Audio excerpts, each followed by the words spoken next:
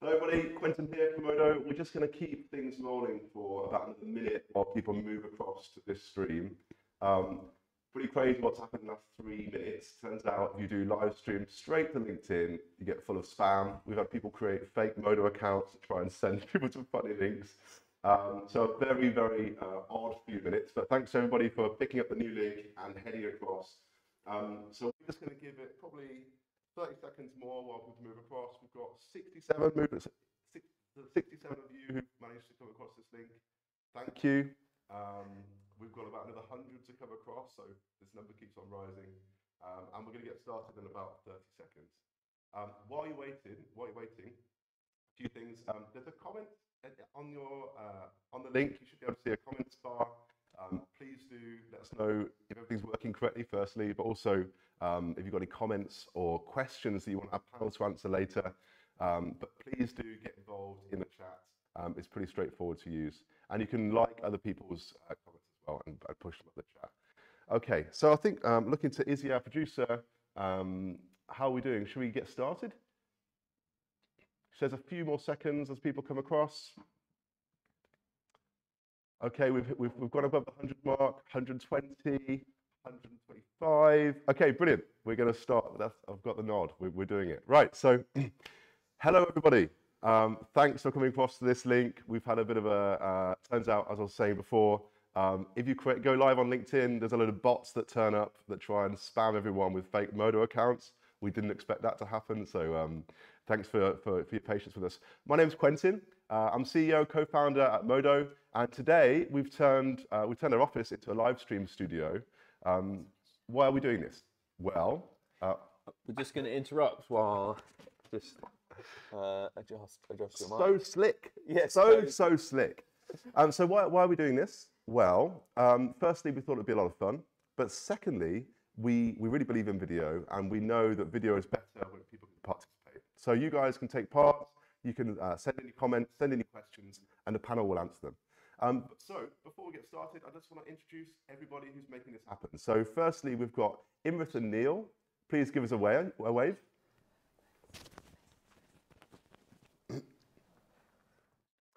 And we've also got our wonderful panel here.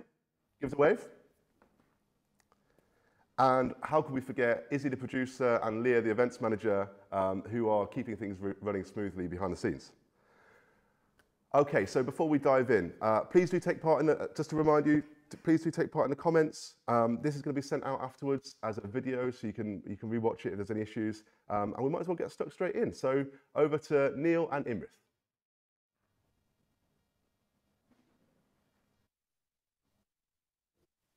And he's Neil Weaver. And today we're going to be giving you a short presentation on what's been happening in frequency response services. So Imrith, would you like to hear a fun fact? I certainly do, Neil. Well, since January 2020, 94% of battery energy storage revenues have come from frequency response services. If you look at the graph on screen now, each of those bars means average monthly revenues. And the purple bits are revenues from frequency response. As you can see, frequency response is hugely important to batteries and hugely important for the commercial case. In February 2022, battery revenues hit new all-time highs with an average of £151,000 per megawatt annualised. So Neil, let's start with the basics. What is frequency response? Okay, we'll spend 1 minute quickly recapping frequency response at a really high level, then we'll dive back into the data. Here in Great Britain, our system is designed to operate at 50 hertz or 50 cycles a second, and if frequency strays too far from that, things go bang, lights go out.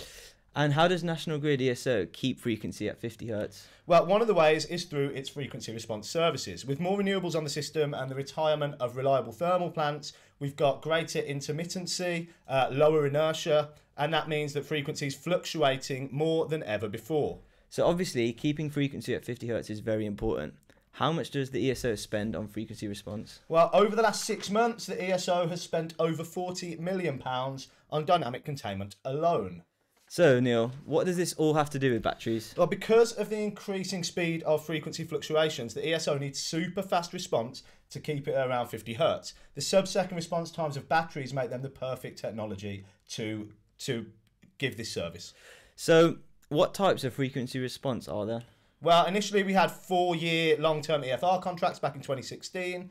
Then we had shorter-term FFR contracts. Weekly FFR auctions ran from 2019 to 2021. More recently, we've had dynamic containment and then dynamic regulation and soon dynamic moderation. And this dynamic suite is procured by 4-hour ether block. In general, all services are moving towards real-time procurement. Until now, frequency response has been the main driver of revenues for battery energy storage, but there's loads of changes on the horizon. So Imrith, would you like to tell us about a few of those? Yeah, of course. Well, currently FFR is being retired, and at the moment we're in the first phase of that transition. So if we look at this graph, we have on the x-axis here time, and the y-axis shows the volume that we expect the ESO to procure. We can see that FFR, the red bar, is being gradually phased out between now and this time next year. We can also see where the new pair of dynamic services, regulation and moderation, come in. Those are the purple and yellow bars. DR launched earlier this month, and we'll dive into that in more detail shortly. Then the first DM auction is happening on May the 6th. And in around October, we'll see the ESO expand those services while it starts to shrink its volumes. So there's plenty of change coming. Cool. I think now's probably a good time to explain what's been going on in dynamic regulation. If you want to talk about the volumes a bit and maybe take us through a graph, that'd be amazing. Yeah. So if we look at this graph, on the x-axis, we have each day with the average procured volume per ether block in megawatts on the y-axis for the first 2 weeks of DR's launch. On average, around 29 megawatts is procured in each ether block on a daily basis in the high service and just over 12 megawatts in the low. To me, they sound like pretty low amounts. So how do they actually compare to what we've been seeing in DC? Yeah, so compared to DC, they are much smaller. In the low service in DC, around 557 megawatts is procured per ether block on a daily basis during the same time horizon of the first 2 weeks of DR's launch, and 447 megawatts in the high service. So when we compare it to DR, it's about 10 to 20 times smaller. Okay, but if we look at this next graph on screen now, we've got the dynamic containment clearing prices are that teal line and dynamic regulation are the purple line. It looks like the prices that the ESO are paying participants for DR are higher than we're seeing in DC, even though it has much lower volume requirements. Yeah, so when we look at the raw clearing prices alone, DR values are higher. But there are other things to consider. The first one you've just touched on, or we just touched on, is the size of the market. There's much less room in the DR market compared to DC, and this is evident from the volumes we've seen be procured, which I think is fair to say is as expected. Then there's other factors such as state of energy requirements and the cycling rates between providing these different services. Okay, so you mentioned state of energy requirements there. What do they mean? What does that mean? Why are they important? Are they the same as state of charge requirements? Yeah, so at Modo we tend to use state of charge, but National Grid ESO use state of energy in their guidance, so we'll stick with that. State of energy rules determine the maximum capacity assets can provide either service at, so that participants won't be breach of being unable to provide the service for their contracted period of time. So for DR, there's much stricter state of energy rules than DC, and this comes down to the fact that the delivery time for DR is 1 hour, where compared to DC, this is only 15 minutes. Okay. So because of these stricter stricter state of energy rules, assets have to derate their capacity more, especially when providing the service symmetrically. Okay, so basically there's a massive difference in terms of what it takes for batteries to provide DR and DC. Presumably, these technical challenges, they have an impact on revenues. So could you talk us through any impacts in like real terms? Yeah, of course. So if we look at this next graph, we can see how these prices change when we apply a derating factor that correlates to the state of energy requirements for both services.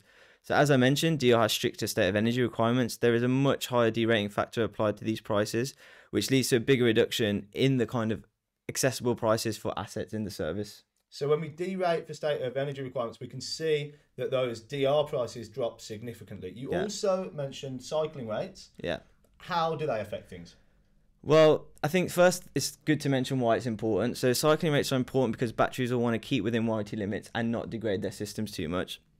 So if we look at this next graph, we can see an estimation of the cycles per day for providing all three of the new Dynamic Suite services. We can see that the smallest teal bar on the left representing DC is much smaller than the big purple bar on the right hand, which shows DR. So basically an asset's got to cycle way more to provide DR than it does to provide DC. Yeah. Why does that matter? Well, it matters because assets may want to further derate their capacity when providing DR so that they only cycle a certain amount of times per day, which goes back to what I previously mentioned about sticking within warranty limits and not degrading their systems too much. So if we look at this next graph, we can see if assets were to further derate their capacity to only cycle roughly 1.2 times per day, which is just over one full charge discharge, and matches providing FFR services, we can see what a potential better comparison of DC and DR prices look like. It's probably worth mentioning at this point, right, that we're looking at 1.2 cycles a day because that's what a lot of batteries warranties are for, and also that's what we see in FFR, right? Yeah, exactly.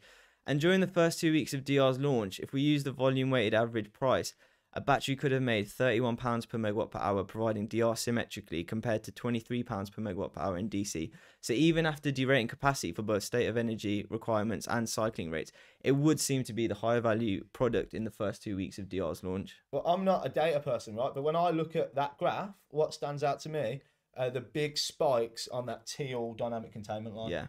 You're correct. There are a few days where there's far more value in DC, and there have been a few days where the ESO hasn't procured any DR.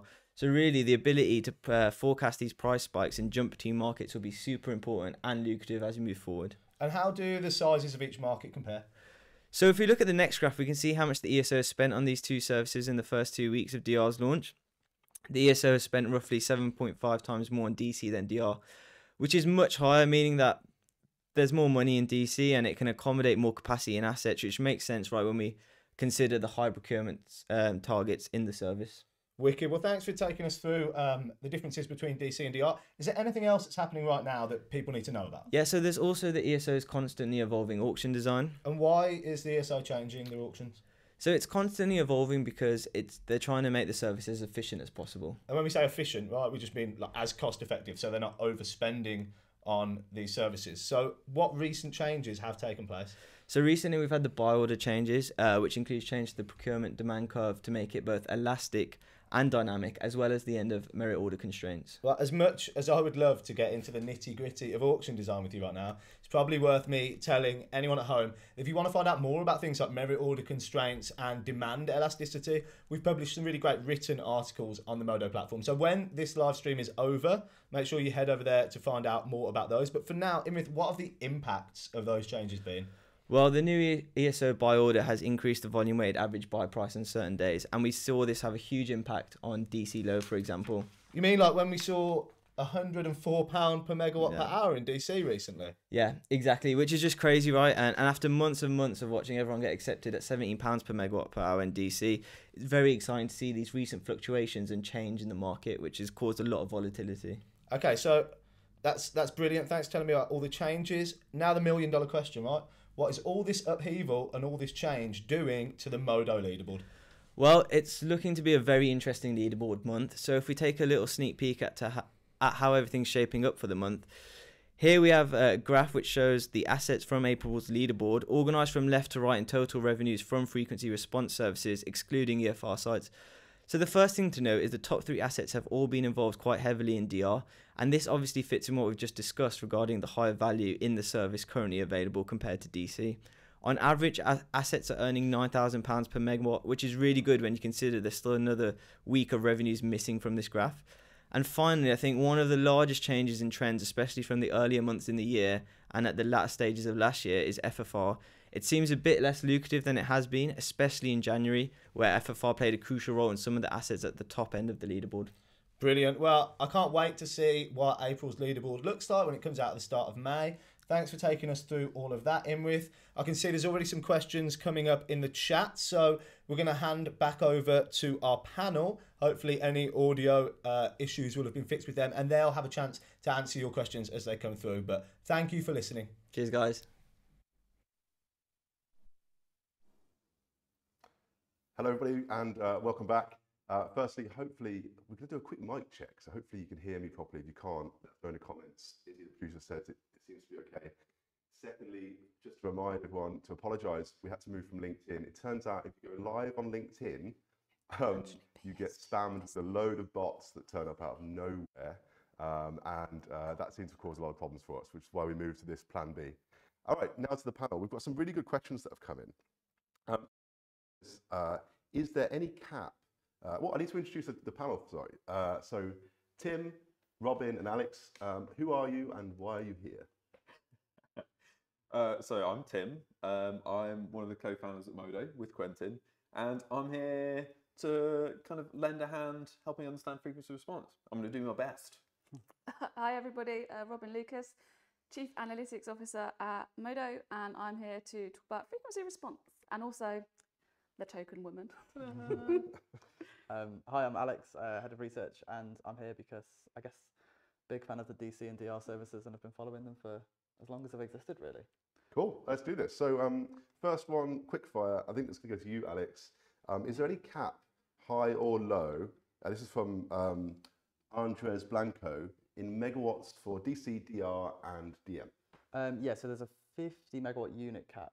So, you know, if you're a site bigger than 50 megawatts, you'll have to probably take a strategy that we saw play out in the phase 2 auctions, which is to split your site down into subunits. We saw Pelham do this, which is a 50 megawatt site, which split into 4 or so 15 megawatt sites, units. And then in terms of the auction volume themselves, each of the different auctions has a different requirement from the ESO. So for DM and DR, on their launch, that's going to be about 80 megawatts, 100 megawatts.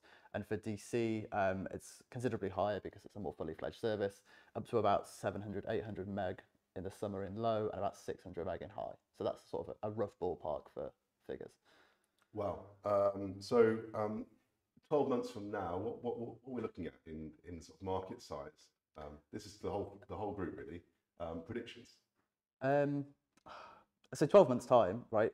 We're still probably going to have a bit of FFR on the system. Realistically, it's going to be into the tail end of the phase out program. So let's say 300 meg of FFR, we'll say between 400 and 500 of DC and about 150 of DR and DM. DR and DM each. DR and DM each, yeah. So So that's 300 what? of those 300, 900, about 50, well, my math is probably a bit terrible on live television, but 1200 meg about. Risky. But I mean, really quickly, I mean, I've got a question about, so those volumes. You're doing the questions now. Yeah, I'm going to butt in. How those services, can they stack? So I guess the comparison between those volumes you just said and how many megawatts of batteries could bid into those volumes? Yeah, so you can't deliver DC, DR and DM simultaneously. So you can essentially add up those values and talk about market size. So that 1200 megawatts, if that's what those numbers add up to, that's 1200 megawatts of capacity storage and power. Yeah. Does that answer your question, Tim? That does. That was, yeah, great question. Bumping up the queue in front of all these guys. The questions come in from Luke Patterson. Is it possible, yes, I'd assume, to get a short overview of how derating of state of energy and cycling work for these new services? Yeah, that's a really good question. So dynamic containment is the one we've all been used to. It's really low utilization. So you need to have a minimum of 15 minutes of storage at the top or bottom of your battery in terms of energy in case frequency goes very low or very high for 15 minutes. And that's what the service requires. For dynamic moderation and dynamic regulation, which is the new one that's just come online, that's a lot higher. You need an hour's worth of storage at the top and at the bottom. When we say utilization, what do we mean? So utilization is like the amount of charging and discharging your battery will do. So if you're doing like a full cycle, so you charge it right up to full and then you discharge it immediately afterwards, that will be like 100% utilization. Yep. You're using as much power as the battery has the capability to discharge. But for DC, that's like really, really tiny. So you only do about 0.2 cycles a day from that graph that we just saw. Whereas in DR, it's about 20 times higher. So you're constantly charging and discharging your battery. And that means that the energy can vary a huge amount in quite a short space of time. So question on that, right? I know this is just my own personal question, but so in this new service where you have to do a lot more cycles and there's a lot more energy throughput, surely you have to manage state of charge a lot more. Yeah, exactly. So for DC, you might want to take a rebaselining action to manage energy like once every few days. For DC, you need to do it once every few hours. For DR. Sorry, for DR, once every few hours. And that means that you need to derate, you need to be able to hold back some megawatts of your system in order to be able to charge and discharge. So you can't sell all of the capacity that you have. Say if you have a 50 megawatt system and it was a 1 hour duration, you'd need to hold back some amount of power in order to do those rebaselining actions to manage the energy because it's so frequent. And you also want to have some sort of algorithm to do that automatically because they're going to be so frequent. You can't really take those manual actions that you might have been able to do in DC. So if you're a 50 megawatt battery, you can't bid in 50 megawatts in the new service? No. Not if you're going to stack the high and low, yeah. Not if you're going to stack So symmetrical high Well, not and even if you're going to do one way. So National Grid have released a spreadsheet which is for symmetrical bids, and the maximum you can put in that spreadsheet is 72%. So you need to hold back about 27% of your capacity. So if that was a 100 megawatt system, 27 megawatts So 1 hour hold system back we're talking for a about. 1 hour system in order to manage energy so that you're able to baseline. So I'm going to go back to the proper questions in a second, right? But so anyone who's building a like a project finance case, is thinking about building a battery, you can't just take the pounds per megawatt per hour and say you've got a 100 megawatt battery you're going to build. You can't just take that number times it by 100 and think you're going to make that revenue in these markets. It's a bit more complicated because of state of charge, right? Yeah, it's much more complicated because of state of charge. So that's the bit about energy, managing the energy of your system so that you're able to actually keep providing the service. There's another derating factor which you might also want to do, which is for cycling. So we've been talking about how much higher utilization DR is. That means if you're going to do your 100 megawatt system and a 100 megawatt tender, you would be doing like 3 cycles a day, which is quite a lot for a battery, and it would mean it would derate quite quickly and you might exceed the limits of your warranty. So instead what you might want to do is derate the amount you tender in so that you cycle less. Yeah. So both for energy and for cycling, and we've seen in the market in the first few weeks that a 10 megawatt system has actually been tendering in 40% of that, so 4 megawatts, derating by 60% for both energy and cycling. This is a big change, right? This whole thing is a big change in how how frequency response has worked for batteries until now. We've got some more questions coming in. I just want to make sure we work our way through them, right? So we've got Francesca from Arenco. Hey, Modo team. Hello, Francesca. She said that the ESO have updated their alternative cost methodology, impacting the DC buy order curve. Let's talk about buy order curves. Alex, I know you love buy order curves. Yeah. what on earth is a buy order curve? So a buy order curve, if you were to draw a supply and demand curve for the DC auctions, the buy order curve is the demand curve. So it's how much and at what price the ESO is willing to procure DC. And this is a new thing, right? It used to be the case that you had a price cap and a volume cap, which is like a super simple buy curve. The old £17 a megawatt an hour. Exactly, yeah. It's like we're going to procure up to a gig and it's going to be up to £17. Now what happens is that the ESO will say like, oh, we'll take the first 400 meg at 40 quid and we'll take the next 100 meg at maybe 38 quid and we'll take the next 100 meg at 28 quid. So you've basically got this slopey demand curve, which... but everyone still gets paid the same, right? Everyone still gets paid the same, yeah. It's just that, the more that the ESO procures, the lower that price cap comes down. And yeah, this is exciting in a couple of ways. Like, first of all, it changes bidding strategy a lot. Some of the sort of hockey stick style bids and the penny bids that we saw, they're going to have to change in some distinct ways. It's going to make the auction more efficient in theory, which means costs should be coming down in the long term. But the big change is that the sort of amount of money on the table has increased dramatically. And this is what's allowed the prices to get to £104 per megawatt per hour. That being said, if you looked at DC prices over the last 2 weeks, you'd see the highs of 104 and then it's dropped massively. I think it's cleared at average, It's like £12 in the last week. Yeah, it's down. So it's not, there's lots more money on the table, but it's sort of yet to be realised in full. I think it's the way to say it. So one thing I've noticed is, because we've had to go to plan B, you can't upvote all the comments. So we're having to do this live. We've got one coming from Wendell. Do you see dynamic regulation hello Wendell, by the way, causing a big divergence in the market between 2 hour and 1 hour systems? So yeah, is DR going to cause a big difference between 1 hour and 2 hour systems? And I think the reason why this question is important is, until now, you got paid per megawatt, right? So it didn't matter whether you have a 1 hour system or two, as long as you pass the test to get into the market, you get paid the same as everybody else. But the game is changing, or is it? Well, you still get paid per megawatt.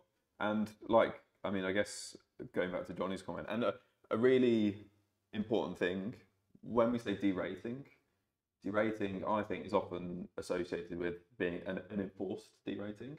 I think one thing that's really important here is that providers who are bidding into these services have to ensure that they understand the rules and derate in order to comply with those rules, rather than National Grid saying, you've bid in 150, here's your derate. It's not like a capacity market. Yes, yeah. So for people who are looking at the auction results, and I saw there was a question around for 150 megawatts, you need 208 megawatts of battery energy storage.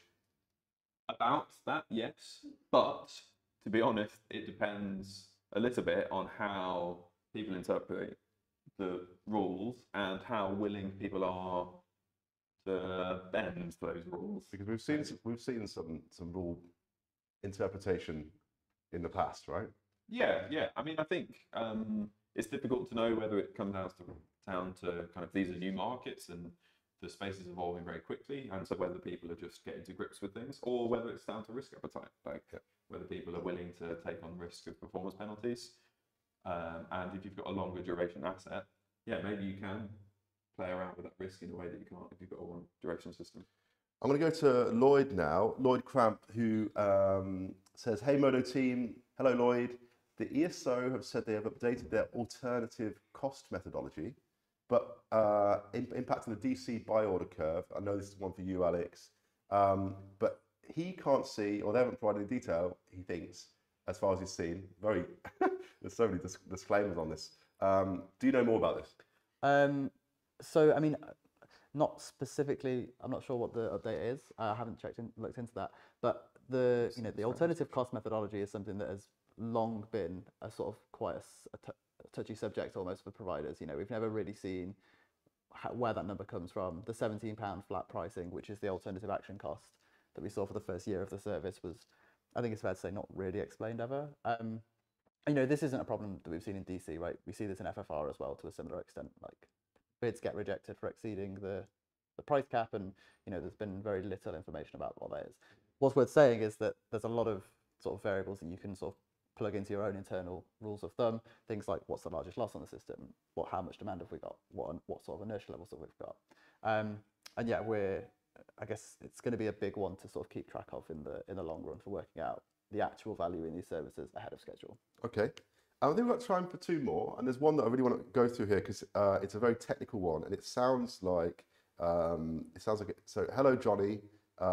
There's a few Johnnies out there in the industry, so I don't know which one it is. Love all of them. We love you all. But it's very technical. It sounds like it's come from an optimizer, right? So it says PNing an hour ahead is going to be difficult with DR compared to DC because of the high utilization of response. And I think what it means there is you need to manage state of charge and submitting physical notifications in the BM to do that. It's going to be quite difficult to figure out, to predict where your state of charge is going to be and how to do that an hour ahead. So he says, if I think I've got the question right, how do you think providers can be sure that energy management is taken into account for availability payments? Robin. It's a good question. So what that means is there's quite a big bit of uncertainty of what your energy is going to be in an hour's time, because you have to take that decision at gate closure.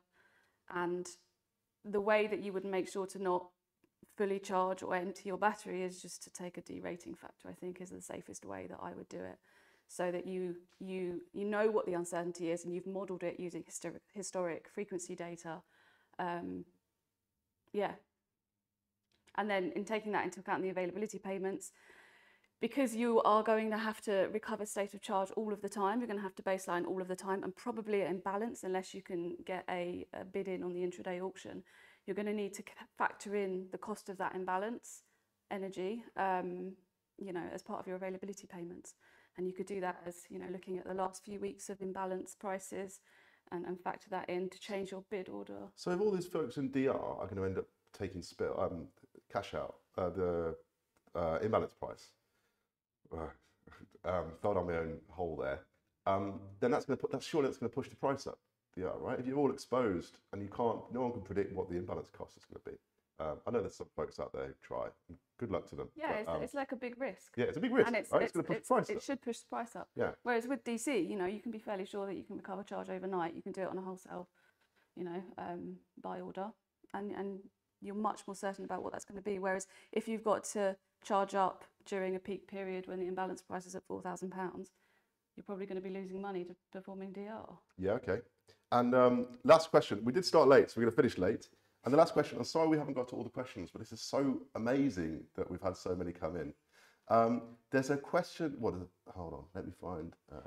A few people are asking about EVs. I think if I'm honest, we talk about EVs, we don't really know what we're talking about, right? The one thing I would say though on that is that, because I'll talk about it, is that, yeah, I mean, look, we believe that battery energy storage is the key. And one of the reasons that it's key is that it can perform so amazingly well in services like this, and the kind of service it can provide to National Grid is amazing.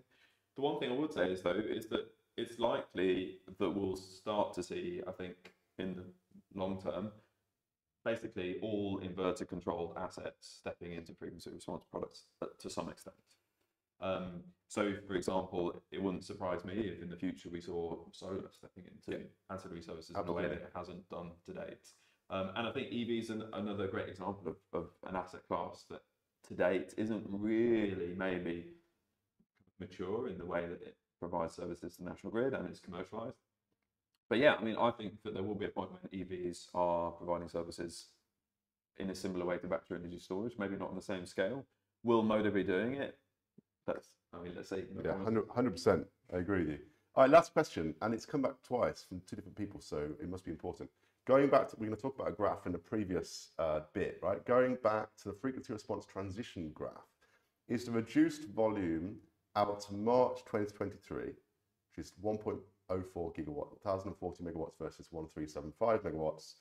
Is that due to DR and DM being new services and procured volume may increase moving forward, or is it just seasonal? Right? Is that just March to July, March versus July? It's Robin. So I think if I remember correctly, the graph just pushes out the last DC value we've got because we don't have a view past 2022. So it's very much, it's worth noting that's like a sort of scenario, rough approximation.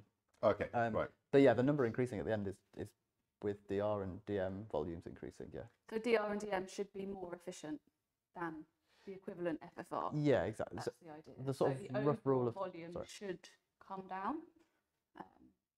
After the supply glut that we see in the After summer, the supply glut we see, yeah. Supply glut? What does that mean? Accounting for seasonality. What's a glut? Oh, it's, as in just when we're running the two pre-fault services side by side. So we've got the FFR stack plus the DRDM stack.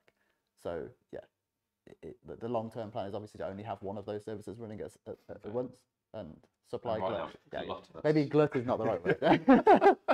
All right, Kate, before we get on to gluttony, that is all we've got time for today. So I'm going to say three big important things here, one of which you don't really do on these live stream, these kind of webinar live stream things, but I'm going to do it anyway. The first one is Modo is growing really fast, which is fantastic, and we're looking for people to come and join us, right? So if you're watching this and you think that looks kind of fun, get your CV in, because we want to talk to as many people as we can, and we're trying to build something awesome here. So that's kind of a bit uncouth to say that on a webinar thing, but we're doing it anyway because we really want to speak to people who are watching this. The second thing is, I mean, there's loads more coming from Modo Live. And so I want to thank everybody for tuning in. We wouldn't be here without you and all the guys out there who are supporting what we're trying to do here. And then finally, just to say, this is going to be available on Phase. So if you're watching this through the link, this is going to be sent out via Phase on Vimeo or something that Tim's going to sort out. So bear with us, but you'll be able to watch this back if you join late. And so that's it, really. Thanks everybody for taking part, and we will see you soon.